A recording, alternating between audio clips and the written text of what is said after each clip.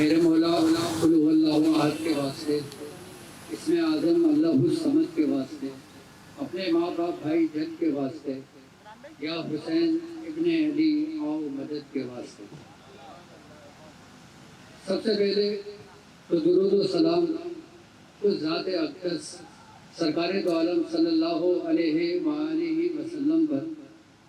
کہ ہمیں جن کا امتی ہونے کا شرف ملا، اور سلام ہو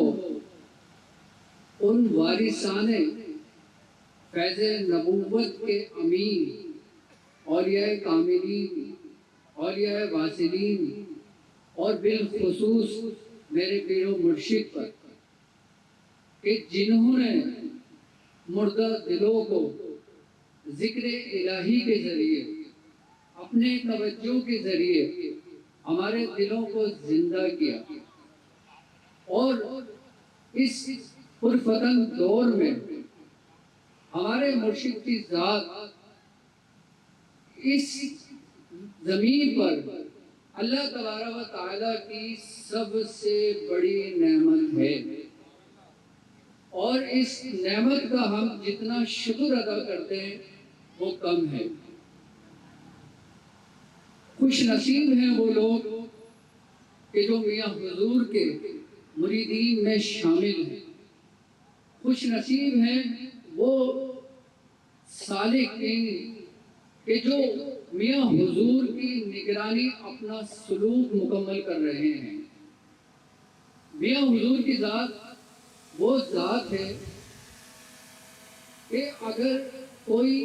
ناقص ان کی صحبت میں بیٹھا وہ کامل ہو گیا، اور جو کامل ان کی صحبت میں بیٹھا وہ اکمل ہو گیا، اور جو اکمل ان کی صحبت میں بیٹھا میاں حضور نے اسے مکمل کر دیا۔ یہ میرے مرشد کی شان ہے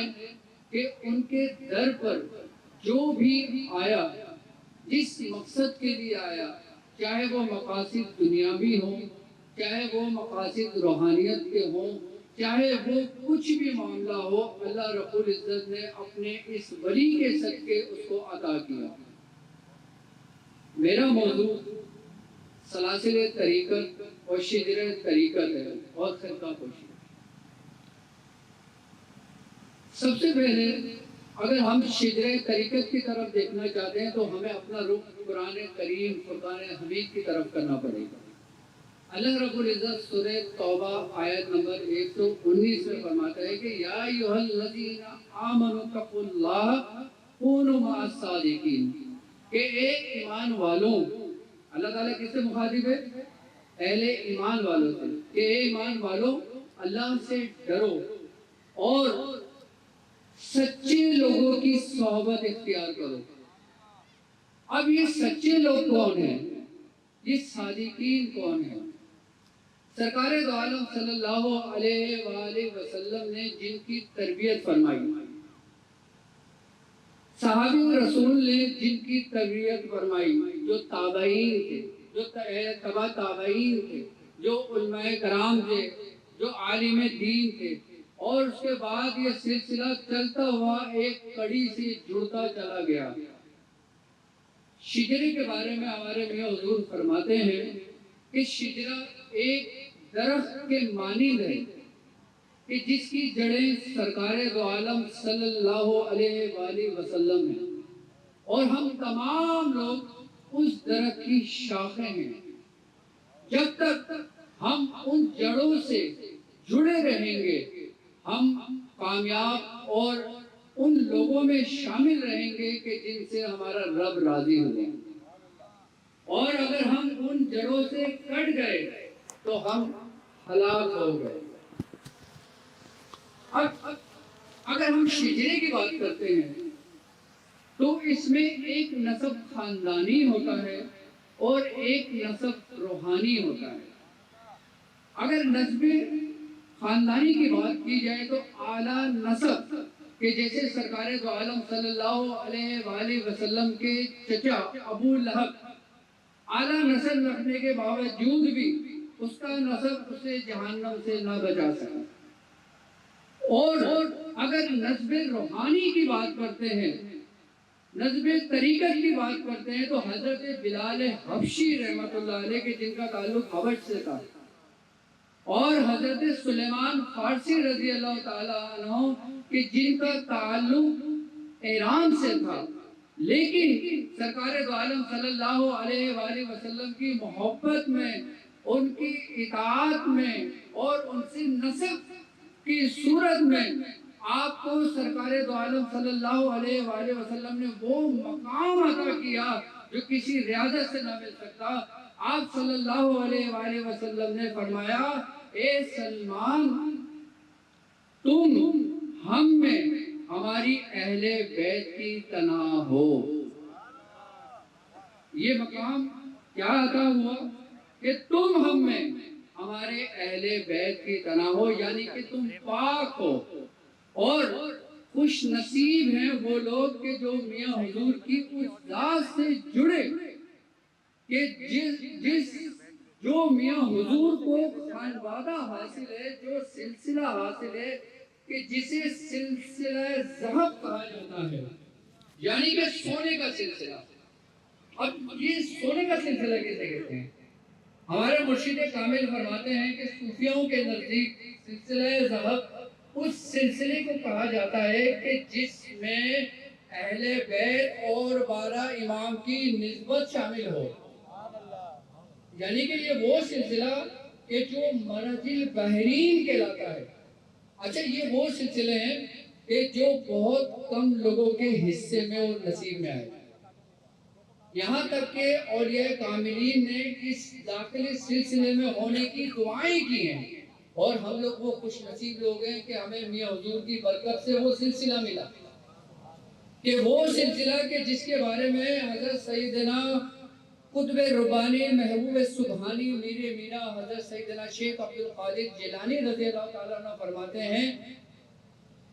کہ میرے سلسلے کا ایک کتا دوسرے سلسلوں کے شیروں کے مترادف ہے، یعنی کہ میرے ایک مرید، ایک ادنا سا مرید، خاندان قادریہ کا کوئی ایک ادنا سا مرید، بھلے وہ گناہگار ہو، سیاہکار ہو، بدکار ہو، لیکن اس نے خاندان قادریہ میں اپنے مرشد کے دامن کو پکڑا، اس کے بارے میں سرکار غوث پاک فرماتے ہیں کہ آپ نے فرمایا کہ جو نیک لوگ ہیں وہ میرے لیے ہیں، اور جو گناہگار ہیں میں ان لوگوں کے لیے ہوں۔ اور آپ نے فرمایا کہ جو میری سلسلے کا ایک ادنا مرید ہے وہ دوسرے سلاسل میں چاہے کسی مقام و مرتبے پر ہو، وہ اس کے برابر ہے۔ تو ہمارا سلسلہ، ہمارا شجرہ وہ ہے کہ جس میں اگر کوئی ایک دفعہ داخل بیت ہو جائے اور وہ جڑ جائے، ہمارے میاں حضور فرماتے ہیں کہ اگر تم مجھے میرے ہاتھ میں ہاتھ دو گے تو میں تمہارے ہاتھ کا ضامن ہوں، اگر تم مجھے ہاتھ کے ساتھ اپنا دل دو گے تو میں دونوں چیز کا ضامن ہوں۔ وہاں پہ سرکار دو عالم نے ضمانت لی، یہاں پہ ہمارے مرشد کامل نے لی۔ تو ہم چاہے کسی بھی رستے چلے جائیں، ہم چاہے دنیاوی معاملات میں پڑ جائیں، ہم چاہے کسی بھی رستے میں نکل جائیں، لیکن اس سلسلے کی برکت یہ ہے کہ ہمارا مرشد توجہ کے ذریعے جب وہ ہماری رسیوں کو کھینچتا ہے تو بندہ دوڑا چلا آتا ہے۔ چاہے انسان کسی بھی رستے میں نکل جائے، چاہے دنیا کمانے نکل جائے، چاہے آخرت کمانے نکل جائے، چاہے روحانیت کمانے نکل جائے، لیکن اگر کوئی شخص اپنے مرشد کی ذات کو حاصل کرنے کے لیے لگ جائے اس کا کیا ہی کہنا۔ تو ہمارے میاں حضور فرماتے ہیں کہ وہ شخص کہ جس نے اپنے آپ کو بزرگان دین کی صحبت میں جوڑ دیا، اپنے مرشد سے جوڑ دیا، وہ فلاح پا گیا۔ یہ شجرے کی طریقت اور سلسلے کا فیض اس وقت تک مرید کو ملتا ہے جب تک وہ اپنے اصل سے جڑا رہتا ہے، لیکن جب وہ اپنے اصل سے جدا ہوتا ہے تو فیض منقطع نہیں ہوتا، وہ پھر شیخ اس کو اپنی توجہ کے ذریعے فیض پہنچا رہا ہوتا ہے۔ کیونکہ شیخ ماں سے 70 گنا زیادہ محبت کرتا ہے اپنے مریض. ایک شیخ، ایک بتاؤ مجھے کہ ایک شیخ اگر کوئی مرید رستے سے بھٹک جائے تو شیخ اس کو چھوڑ دیتا ہے؟ ہرگز نہیں چھوڑتا، بلکہ شیخ کی ساری توجہ اپنے اس مرید پر ہوتی ہے کہ جس کے ڈگمگانے کا ڈر ہوتا ہے. کہ جیسا سرکار غوث پاک نے فرمایا نیک لوگ تو میرے لیے ہیں ہی، لیکن جو گناہگار ہیں میں ان کے لیے ہوں. تو شیخ ہمارے لیے، ہم گناہگار جیسے لوگوں کے لیے ہیں. تو شجرے کے اندر، طریقت کے اندر ہم جب تک اپنے شیخ سے نہیں جڑتے ہمارا کچھ نہیں ہوتا. اور جب ہم اپنے آپ کو شیخ کے سپرد کر دیتے ہیں تو طریقت کا فیض، سلاسل کا فیض ہم تک جاری ہوتا ہے. خرقہ، اچھا اب تاج پوشی اور خرقے کے بارے میں مختصر کہنا چاہوں گا کہ یہ وہ طریقہ کار ہے کہ جس کا سب سے بڑا فائدہ مریدین کو ہوتا ہے. اب تاج پوشی شیخ کی ہو رہی ہے، خرقہ پوشی شیخ کی ہو رہی ہے، لیکن اس کا سب سے زیادہ برکتیں سمیٹنے والے آپ اور ہم ہیں. تو یہ وہ سلسلہ ہے جب سرکار دو عالم صلی اللہ علیہ وآلہ وسلم آپ معراج پہ تشریف لے کر گئے. آپ کو اللہ تبارک و تعالیٰ کی طرف سے ایک خرقہ عطا ہوا کہ جسے باز چادر بھی کہتے ہیں، کہ آپ جب وہ چادر، وہ خرقہ لے کر آپ اپنے اصحاب کے درمیان موجود تھے، آپ نے فرمایا کہ اے ابو بکر صدیق اگر یہ میں خرقہ تمہیں عطا کر دوں تو تم کیا کرو گے؟ آپ نے فرمایا یا رسول اللہ میں صداقت سے کام کرتا. آپ نے یہی سوال حضرت عمر فاروق رضی اللہ تعالیٰ عنہ سے کیا تو آپ نے فرمایا کہ حضور میں عدل و انصاف کو لوگوں میں عام کروں گا. یہی سوال آپ نے حضرت عثمان بن عفان رضی اللہ تعالیٰ عنہ سے کیا. آپ نے فرمایا کہ حضور میں لوگوں میں حلم اور خودداری عام کروں گا. اور پھر جب مولا کائنات کی طرف رسول اللہ نے رخ کیا اور اس چہرے کو دیکھا کہ جس کو دیکھنا عبادت ہے، اور کہا اے علی اگر میں تمہیں یہ خرقہ عطا کرتا ہوں تو تم کیا کرو گے؟ تو مولا کائنات نے فرمایا یا رسول اللہ کہ میں اس سے لوگوں کے عیب ڈھانپوں گا، لوگوں کی پردہ پوشی کروں گا. یہاں سے سلاسل کا آغاز ہوتا ہے اور یہیں سے اسی روایت کو زندہ رکھنے کے لیے حضرت امام حسن بصری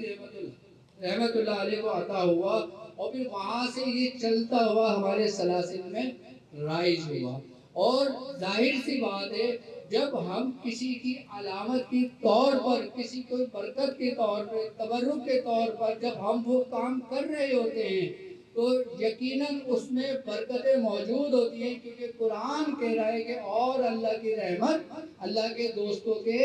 قریب ہے. اور جب اللہ کے دوست ہمارے اور ہم ان کے قریب ہوں تو یقیناً ہم برکتیں اپنے دامن میں اتنی سمیٹیں گے کہ ہم اس کا شمار نہیں کر سکتے. اور آخر میں جاتے جاتے ایک بات ضرور کہنا چاہوں گا کہ ہم جب محفل سما میں ہوتے ہیں تو ہم محفل سما میں کس طرح اپنے آپ کو اس ذکر میں ڈھال سکتے ہیں کہ ہمارا چلنا پھرنا اٹھنا بیٹھنا عبادت میں شامل ہو جائے. ہمارے مرشد جو کامل میاں حضور فرماتے ہیں کہ جب تم کسی روحانی محفل میں جایا کرو تو اپنے قلب کو، اپنے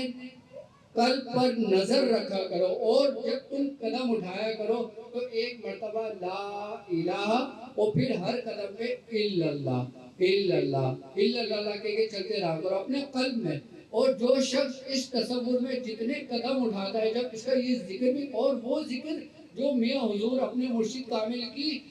صحبت میں اور اس کی محفل میں ہو رہا ہے، اور ایک ذکر کی توجہ، ذکر کی برکت، اور پھر آپ کے شیخ کی توجہ اور پھر آپ کی شیخ کی برکت ہے، یقیناً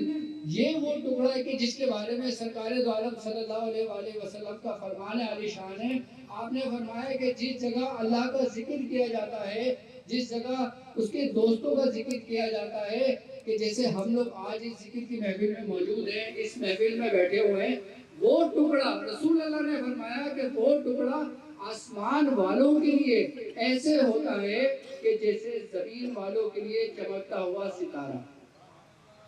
اور وہ محفل کے جس میں اللہ کا ذکر کیا جائے، اللہ کے دوستوں کا ذکر کیا جائے، اس محفل میں بزرگ فرماتے ہیں کہ ملائکہ کی بھی حاضری ہوتی ہے۔ اور یقیناً کہ جب ہم ایسی محفل میں بیٹھے ہوں جہاں پہ رب کا ذکر ہو، حضور کا ذکر ہو، مرشد کا ذکر ہو، اور پھر ذکر اللہ نور اللہ نور ہو، تو پھر ہماری حالتوں کا کیا کہنا۔